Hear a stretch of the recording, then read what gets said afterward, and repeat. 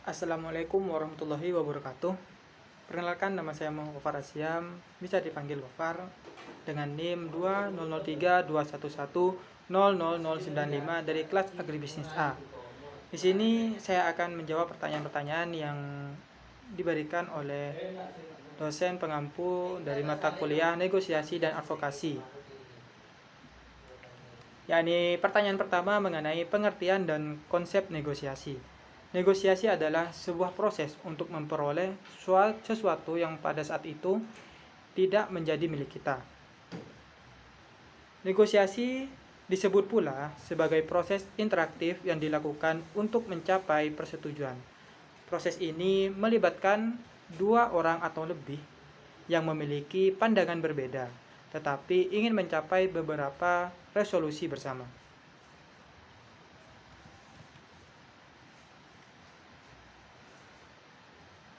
Konsep negosiasi,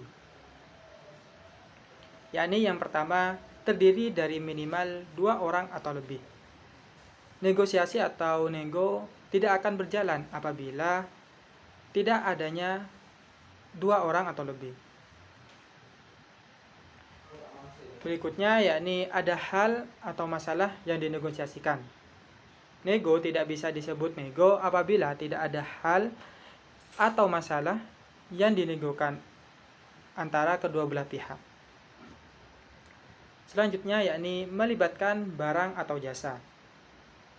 Proses nego biasanya melibatkan sebuah barang ataupun jasa yang dirundingkan atau didiskusikan oleh kedua belah pihak.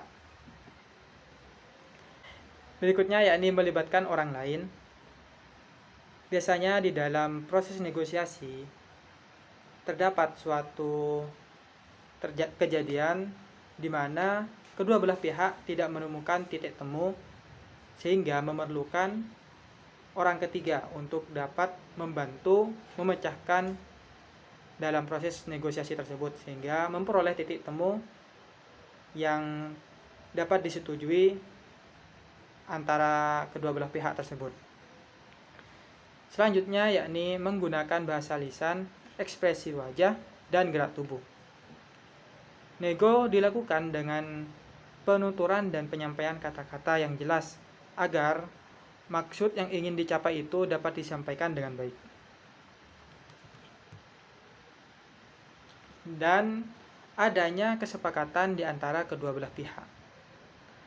Nego pada akhirnya apabila antara dua belah pihak bertemu di satu tujuan sehingga dapat diputuskan dan dapat disetujukan bahwasanya antara dua belah pihak tersebut sepakat untuk memperoleh hal atau yang dinegokan tersebut.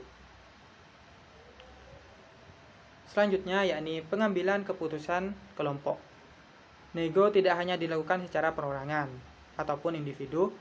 Nego juga bisa dilakukan dalam suatu kelompok ataupun organisasi.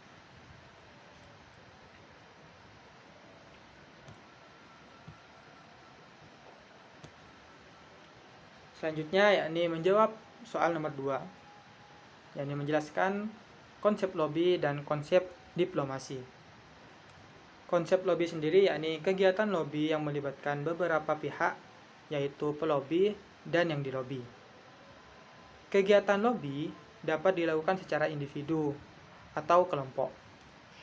Kegiatan melobi bertujuan untuk memengaruhi berbagai pihak yang dilobi.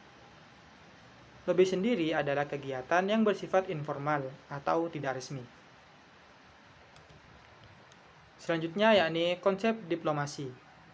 Diplomasi bisa dikatakan juga sebagai seni dan praktik nego yang dilakukan seseorang diplomat yang mewakili suatu negara atau organisasi. Kata diplomasi sendiri biasanya langsung berkaitan erat dengan diplomasi internasional yang mengurus berbagai pihak seperti budaya, ekonomi, dan perdagangan.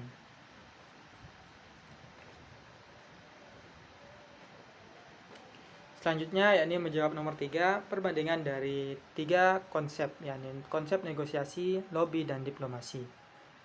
Yang pertama yakni konsep negosiasi. perbandingan antara ketiga tersebut, yakni menurut saya negosiasi adalah suatu perundingan yang melibatkan dua orang atau lebih untuk mencapai suatu tujuan. Yang kedua yakni lobby, merupakan suatu kegiatan yang mempengaruhi suatu pihak dengan tujuan yang ingin dicapai. Dan yang ketiga yakni diplomasi adalah suatu praktik pelaksanaan negosiasi politik luar negeri dengan adanya negosiasi antar negara. Cukup sekian pemaparan penjelasan yang dapat saya sampaikan. Kurang lebihnya mohon maaf. Wassalamualaikum warahmatullahi wabarakatuh.